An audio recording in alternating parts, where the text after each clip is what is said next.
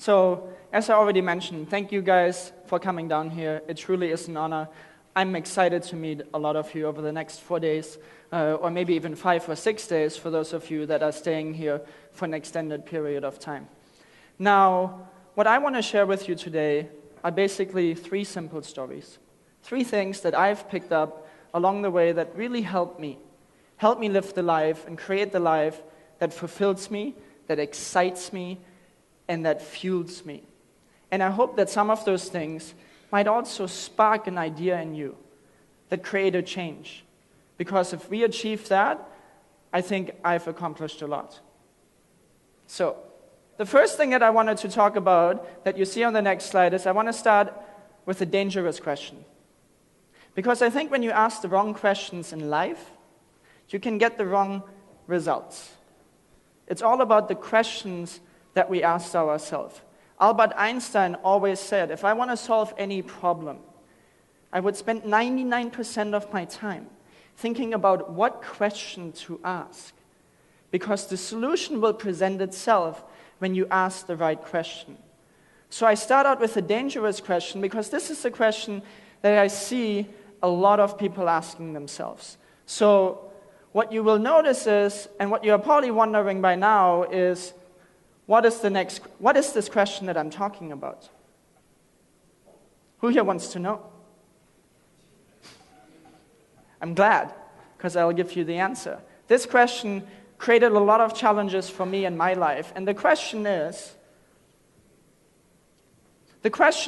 what is my life purpose? How many here have asked themselves, what should I do with my life? I know I have all the time. But I find that it can be a really, really bad question. Because a lot of us, we go through life and we think, we get the answer to this question, then everything will be so much easier. Because then I know what to do with my life. But I'll explain to you why for me that wasn't the case. And maybe you can also replace this with a different question. So, on the next slide, what you will notice is that this question, what is my life purpose, can be as useless as most company mission statements. You can see on the cartoon, if you can read it, it basically just says more. I want more out of life. Or a company wants to do more of what they're already doing. So even if you came up with an answer to the question, what is my life purpose? Let's just say my life purpose is to improve other people's lives. That's a beautiful statement. But how does it help me? What should I now do with my life? It's not so simple. So we need to keep pushing a little bit further. So on the next slide, you can move right along, is I discovered the struggle with this when I went to the Stanford University. I was really fortunate to get into Stanford's MBA program, which is a fantastic program. I mean, the caliber of people that I met there, it's truly an honor to be among such a group of smart people. These are people that have worked really, really hard their entire life, and they were all lucky enough to be there. I say lucky enough because in a way it's a little bit of a lottery. There's so many people that apply that are amazing. These are the people that got in. Well, when I was at Stanford, we had many conversations about, hey, why are you here? What do you want to do with your life? Well, these are really smart people. They've worked really hard. They had a very specific goal of getting to the Stanford Business School. But at least half of the people there, it's like looking deer in the headlights. They don't know. They don't know what to do with their life. They can't figure it out. And I was no better when I first arrived at Stanford. I don't know what to do. What is it that I want to do with my life? And that question is so overwhelming that a lot of people stop asking. And they don't come up with a different question. And then they just start making choices that are not very good choices. Now, what you will see is there's a curse that we all have. All of you here in this room have many, many talents. You're very, very smart, which means automatically there's many things you can do with your life. As I mentioned one example, if you created and said, my life purpose is to help improve people's lives, I could do that by joining the Peace Corps. I could do that by joining a company that I think is working on some wonderful new medical products that help people cure diseases. There is so many things that you could do that the question, what's my life purpose, doesn't help you make a choice. And I call it the curse of choice. The more options we have, the more overwhelmed you get. Because you can do an internet business here, you can join another company here. What do you really want to do? So the tragic thing that I saw a lot of people do, that is, I call it tragic because it's sad, because it's people not living up to their potential and people not serving humanity in their best ways. Because they don't know the answer, they do this. They settle and follow the herd. At Stanford, it goes like this.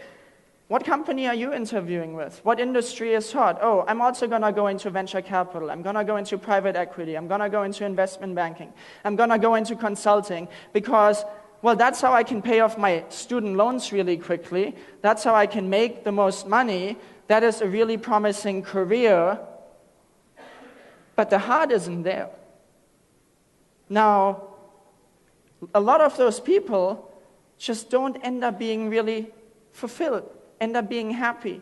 So what's the alternative? Ask yourself a different question. And the question that I would ask myself is, what do I love to do? Now, we have all heard this question, and you can say it's a cliche, and you can say it's common sense, but I think the biggest problem that a lot of us struggle with is we don't listen to common sense. That's why people have to repeat it. How many here have heard kind of ask yourself, what do I love to do? Now, when you watch your children, you can tell what your kids love to do because they gravitate to the things that they enjoy. They gravitate to the things that they truly want to do with their life. Somewhere along the way, we learned, and this is the bad programming, that we have to get a job. You have to go and study something that is promising, something where you can make money, something that so you can provide for your family. I say do all of that and make sure it is something that you truly love to do. Do not settle. Do not settle until you are there. One of the examples is, and I mention this as an example because it's cute, because 25 years ago, I was really, really into video games. Loved them. I think they're so fun. Then I stopped. But 25 years ago, I really liked that. I started creating and teaching myself how to do animations online on a computer. This was before high school. I was just 12 years old. And my parents always said, why are you wasting your time with that? There's no future in that. Get a business degree. So I got a business degree. I did not pursue this. Today, the video game industry is bigger than Hollywood. Could I have turned my passion into a career? Sure. Maybe this wasn't as fulfilling or meaningful as what for example, I'm doing right now, but that's okay. The important thing is that your heart is truly in it. Now, when I was at Stanford, I had already learned enough that it was time for me to choose what I love. So instead, what I did after Stanford, that you see on the next game, I also loved the internet. I think it is absolutely the most amazing technology transformation that I have witnessed in my lifetime. And it is something that I could take a part in. I'm not a rocket scientist. I'm not an engineer. I cannot build magical new things. But the internet, I thought, it just changes everything. And you don't have to be a rocket scientist in that sense. This is where, even as a business person, you can have an amazing impact, and I love that. Now, I had somebody pay for my Stanford MBA, the Boston Consulting Group. I was incredibly grateful for that, but I would have had to go back to them for 2 years. So I did a really scary decision because my parents, I don't come from a family with money. And I said, the only reason I would go back is because of money, because they paid for my degree. But I had already learned that it's so important to do what you love. So I decided to go to eBay, go $100,000 into debt, and do what I love. because I loved the internet and I knew I wanted to build a career in that. I knew I wanted to this was the future area that I wanted to master, that I wanted to become active in. And so that's what I did. After 2 years, Vision quickly mentioned the story, after 2 years I got disillusioned because to me, it's also about meaning. When eBay started, they really cared about connecting buyers with sellers, helping small businesses, etc. By the time I was there, they just cared about money and making the next quarter's number because they were a public company. So my heart wasn't in it anymore. I felt like they were more serving the shareholders first and not the customers first, which I think is the wrong way of running a business. So I wanted to jump in and do my own business. So I took the plunge. I started my company with Vision. And on the next slide, you will see that my first apartment that I lived in didn't look like much. The picture doesn't look great, but I was living in a little closet, spending about $400 a month on rent, because I wanted to bootstrap myself. Pursuing my dream came first. Doing something I love came first. And there is something beautiful that happens. 3 things happen when you do what you love. And those 3 things are so important. And you all want them, but you can only get them truly when it is doing something that you love. The first thing is, you will have an abundance of energy. Now, how many here think that having a lot of energy is important? I think it's vital. I think it's critical in life because you want to be energetic with your family, you want to be energetic in your work.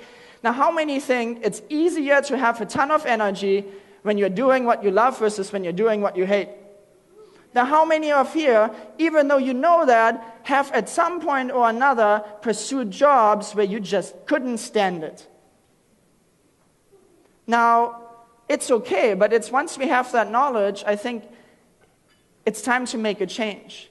Now, there's another way of also getting energy. I think doing what you love is most important because we spend most of our lives working.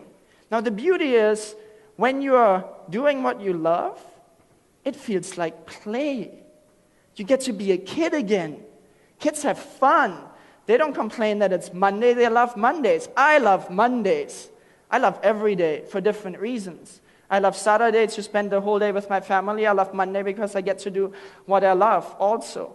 But you get more energy. Now, how many would like to get 1 extra hour every single day? How many think that would be cool? I can give you that hour, but I can guarantee you that all of the hands that are raised, very few of them will actually do what I just recommend.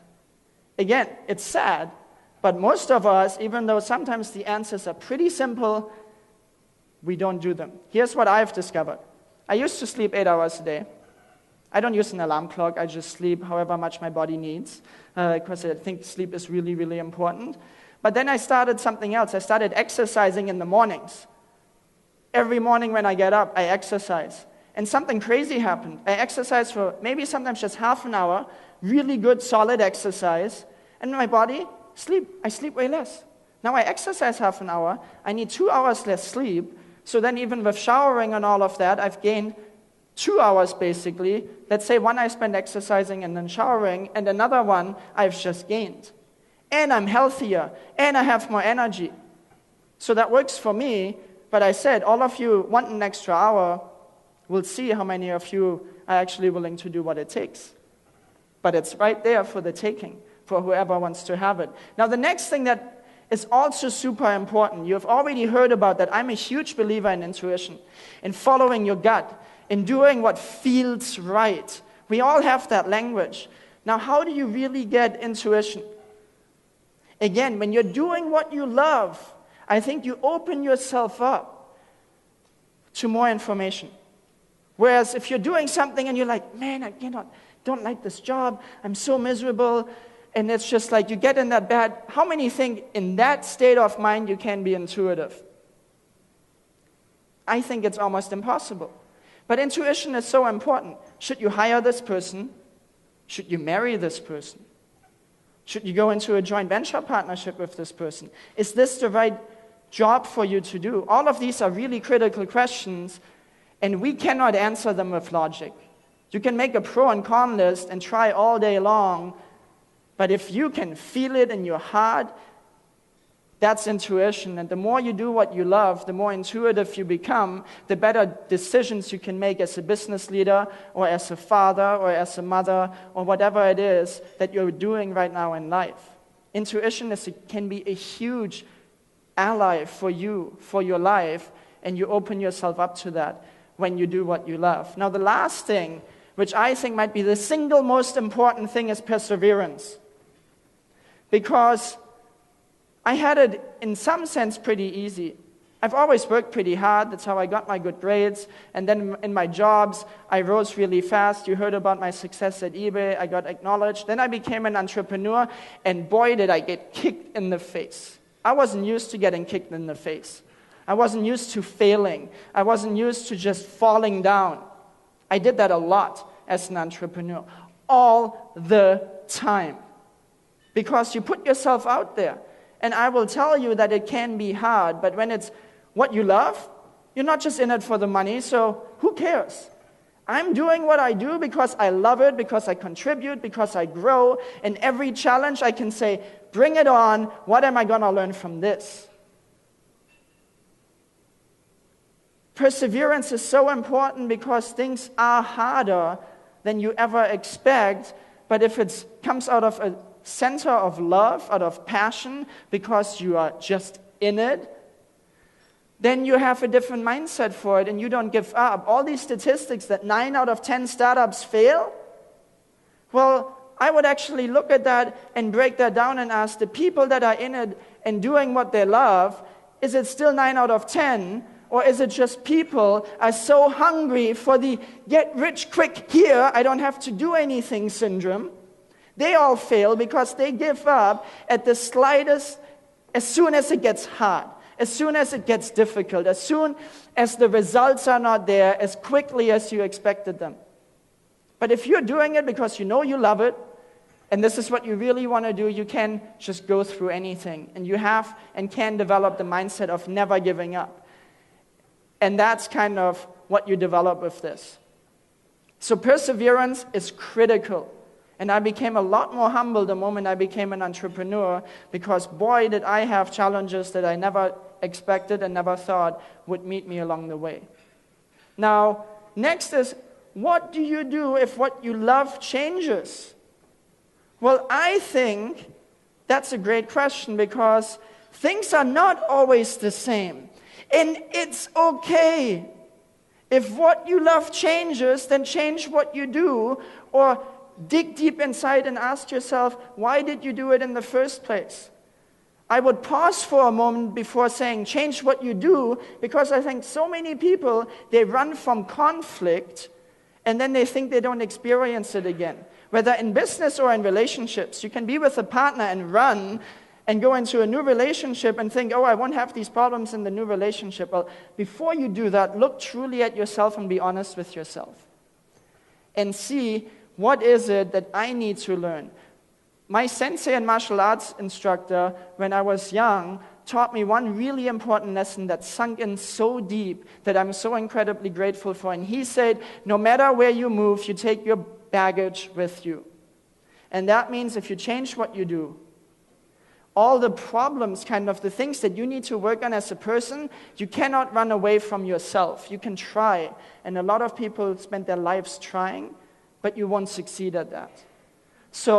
But then again, I do believe that passions change. I don't think this is my last company in my life. I don't think it's my last profession in my life, and that's okay.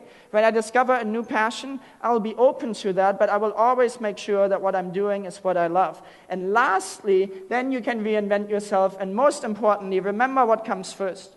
For me, it's my beautiful wife, Michelle, and my 14-month son that you see there, Felix. They come first. I love Mindvalley, I love you guys, but if they need me, they got me. And that's important to me, and that's just a rule that I have done in my life. And you need to figure out what matters to you in your life. I've spent a lot of time working. I was single for 10 years because I worked. And I didn't want to compromise, I didn't want to sacrifice my dream career. But I realized I wasn't any more fulfilled. Right now I'm more fulfilled than I have ever been, because I've changed and shifted my priorities. So that's also a lesson I wanted to share with you. So That's it. Thank you so much for giving me the opportunity. I hope you got something out of it.